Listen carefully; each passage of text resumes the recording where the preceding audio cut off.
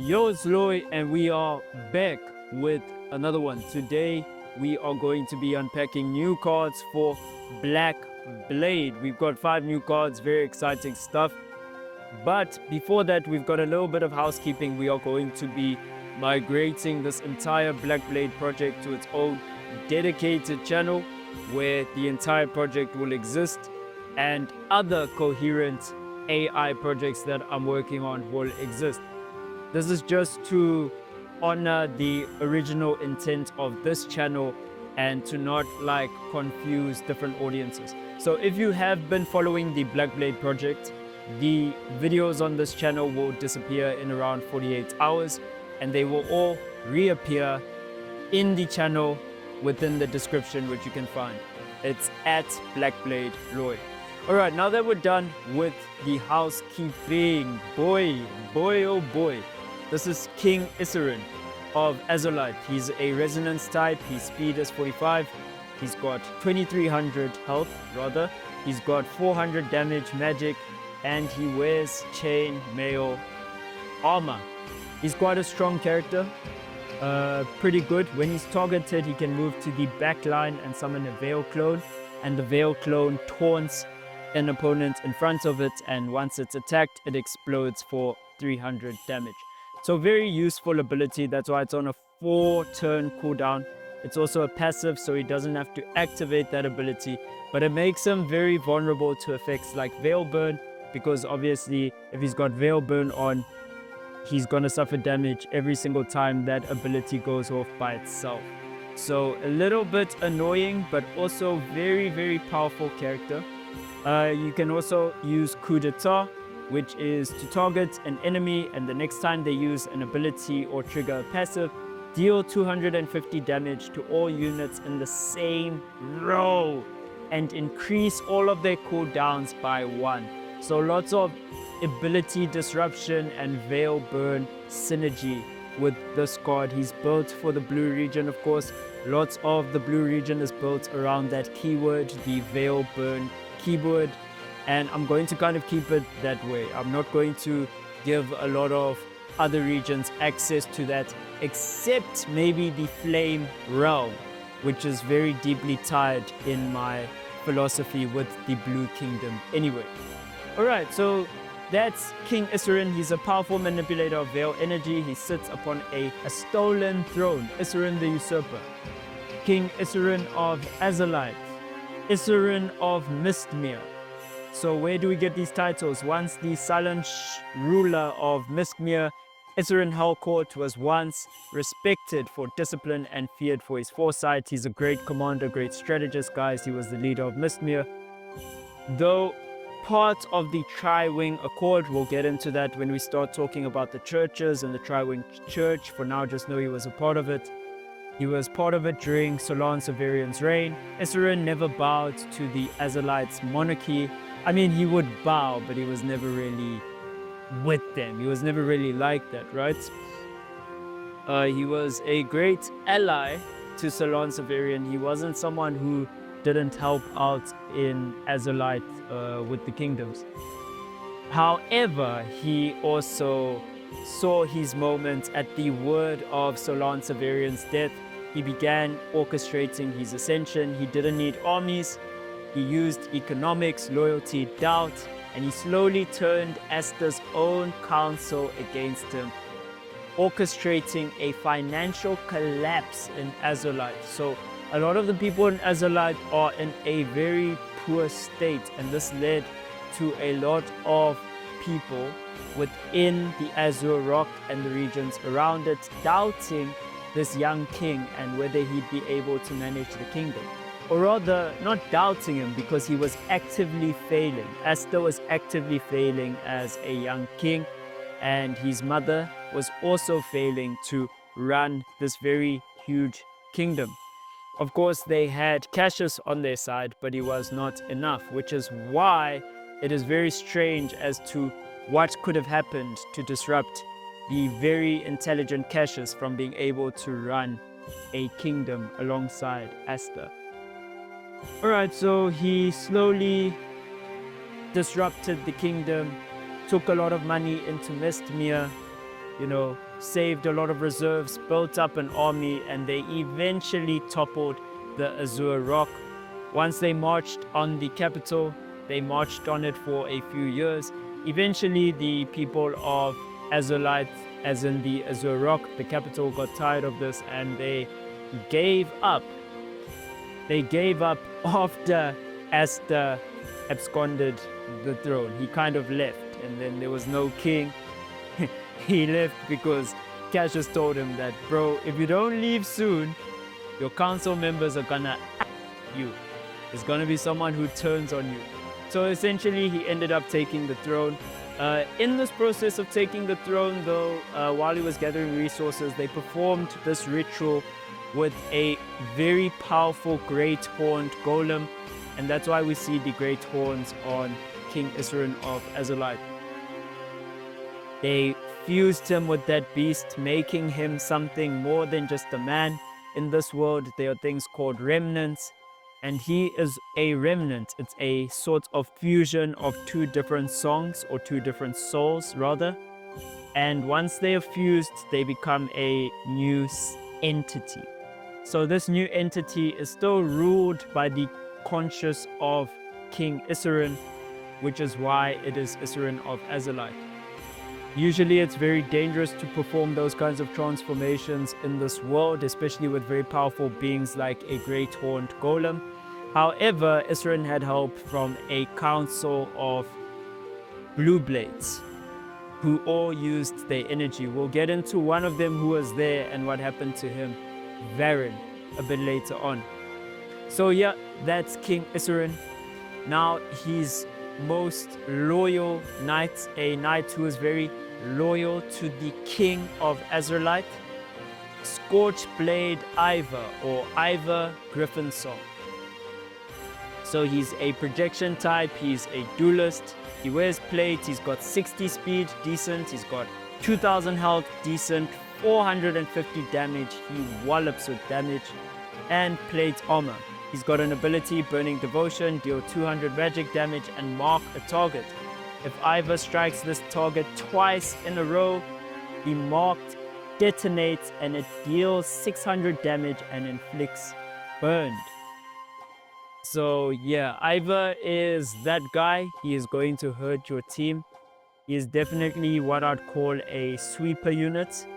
A very strong sweeper unit, a card that wants to wail on other cards, especially in the front line, get rid of those tanks and stop some of the more important units from moving.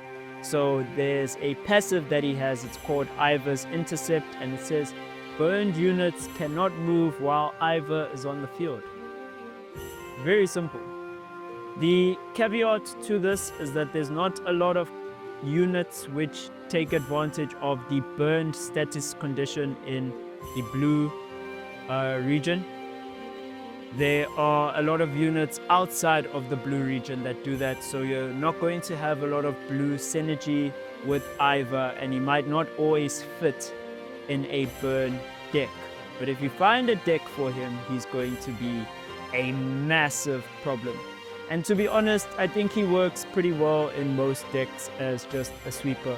We'll see as we build the game whether we give him more support in the blue region, but I think he's in a very powerful state as he is.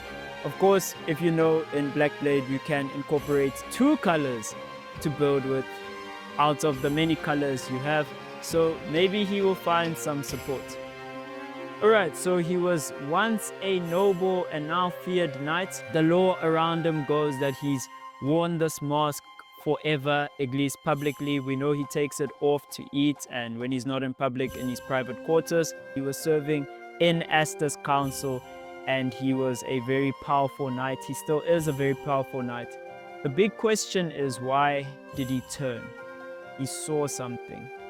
Alright, so he's got a signature weapon called Glacium Claw, and his veil pressures into his head.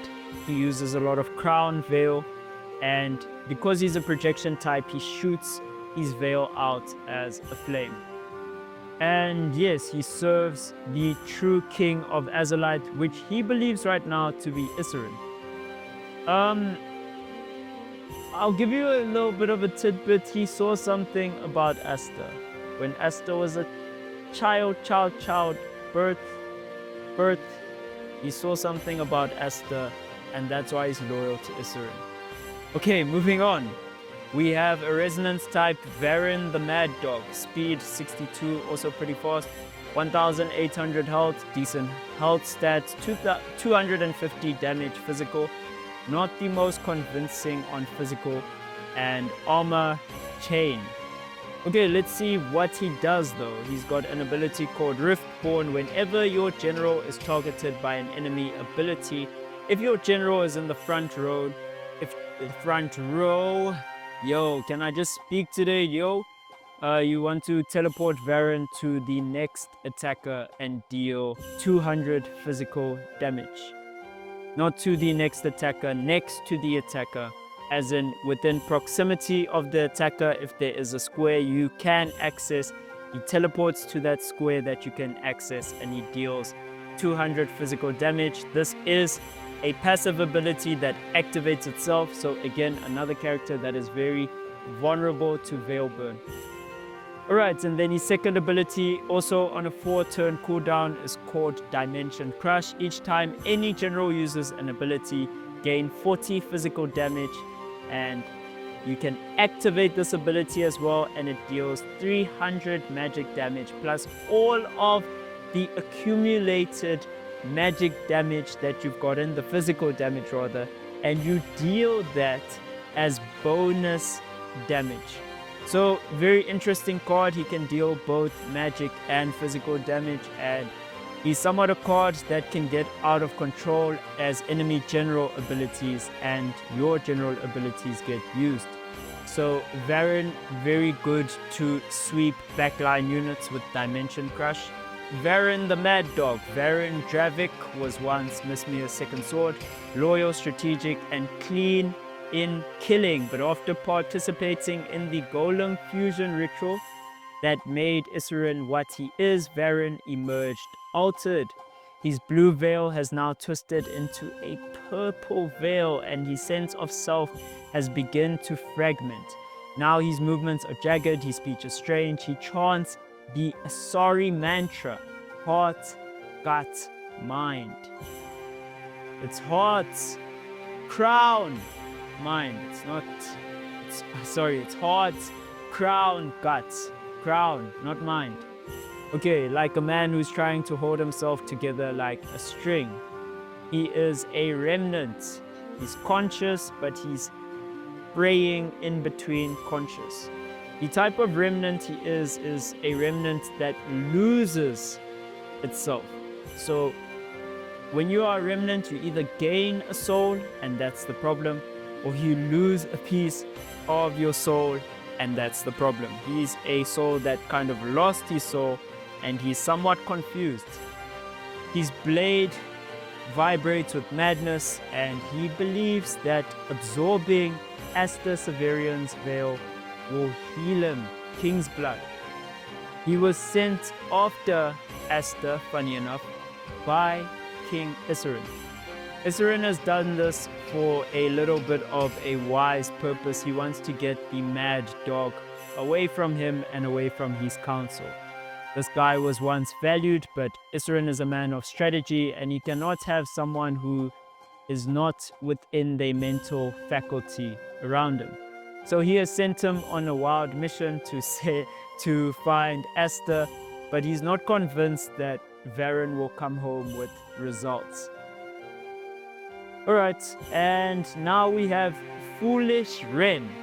Foolish Wren is a projection type. He can also hover between a resonance type, but he is more on the projection spectrum, so that's what he is. He's pretty fast, 66 speed. He's got 1,650 health. He deals 320 magic damage, and he wears cloth armor. It's got a pretty cool ability called Trick Blade Volley. Every time Wren attacks, he places a dagger counter on a target. Once the target has 3 counters, they explode, receiving 700 magic damage, and they suffer negative 25 speed on top of that for their next turn. Note, enemies may use an action to remove a dagger counter. So the way to counter Ren as well is that when he's stacking these daggers and he's hitting you, you may perform an action to remove a dagger counter from your unit. And any unit may perform the action of removing a dagger counter from another unit, or that unit may perform it themselves. It's going to be very complex speaking about these kinds of interactions and counters that can be taken off, but each character is a complex, full-rounded character card, and it is meant to reflect that. It's supposed to feel like a playstyle. Alright, and then his second ability, that was just his passive. His second ability is on a 4-turn cooldown, and it marks a target with a dagger counter. And if they remove any dagger counter during their next turn, they will incur 250 magic damage and suffer 15 speed. So it's kind of weighing whether you want to take the 250 damage now or take the 320 damage over some time and then take the cumulative 700 damage afterwards. So you kind of have to figure out how you deal with Ren, and he's a card that you have to deal with. He's going to wallop you, and I like the design of the blue cards simply based on that. They are pressure cards. They put you under pressure. You want to deal with one and then you have to deal with the other, and that will be the design philosophy for most of the regions. I think the other regions are going to show you different kinds of pressure though, which is lots of fun.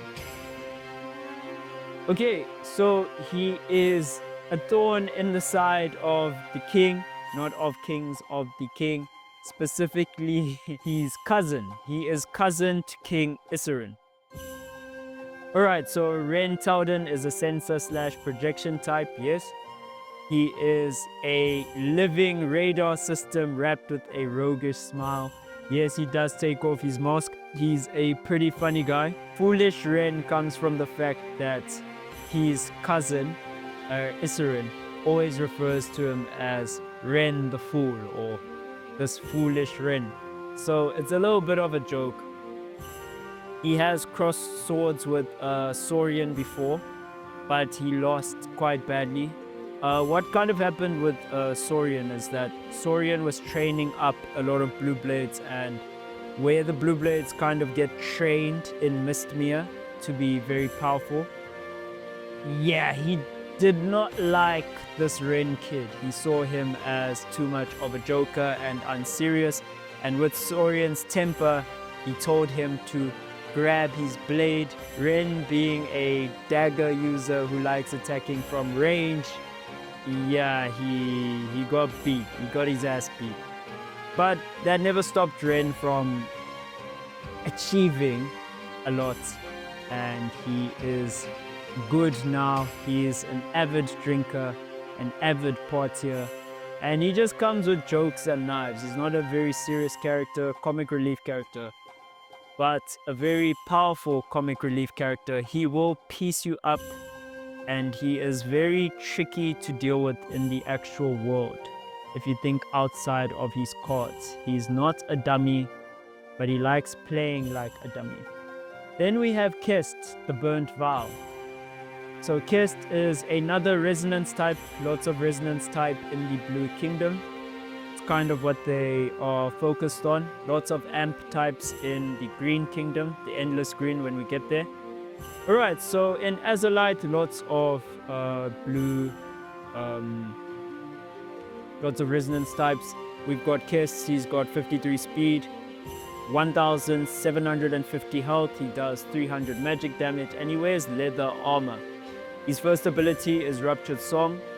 If he is Veil Burned, and Veil Burn as a status condition as a whole now deals 20% damage per ability cost instead of 15, so it becomes more of a pain for your enemy to deal with.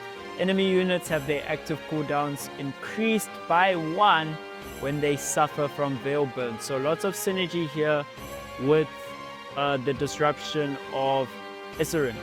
So these two can work pretty well together to disrupt enemy opponents. And he also has another ability called Mirren's Touch. I told you guys earlier that we'd speak on who is Mirren, or what is Mirren, or who are the Mirrens.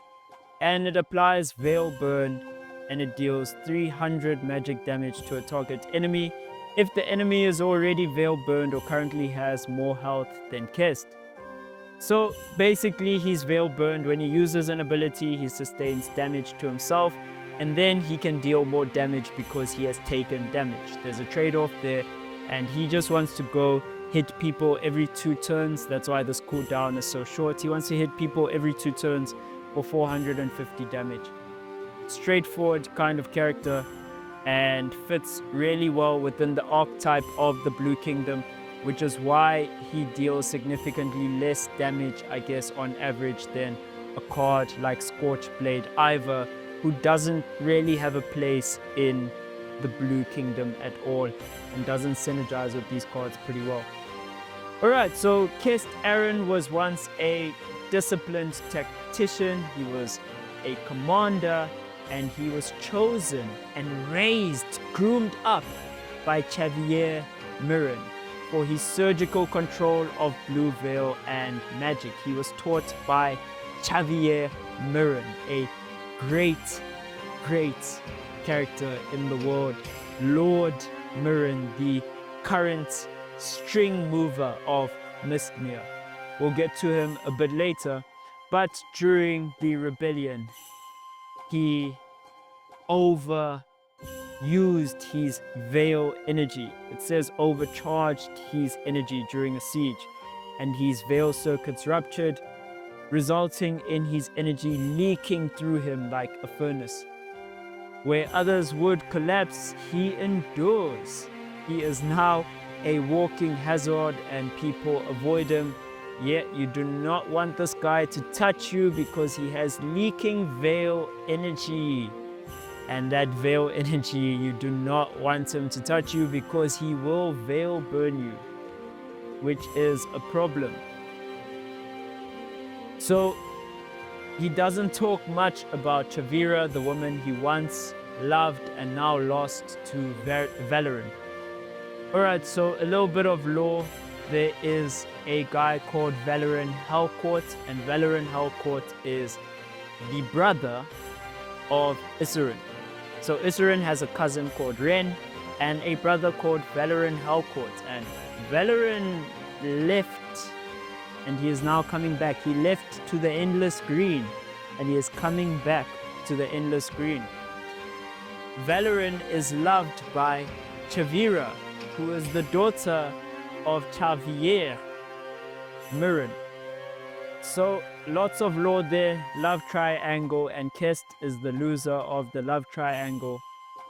He is now tracking Aster Severian like a bloodhound, like the mad dog himself, and he is hoping that once he catches this prince, he will be able to use the king's blood to not only win the favor of Isurin, but that there is a cure that can be found for his Veil burn by using king's blood. The only other king he could hunt is Isurin, and that's not happening. So he wants to restore himself and his pride as a commander, and he has been commanded to track Aster by Isurin himself. Okay, and that's the cards for BLACKBLADE. Guys, let me know if you are enjoying the lore so far and the cards that we've got. A lot of the stuff is subject to change. We are building actively. It's an active process.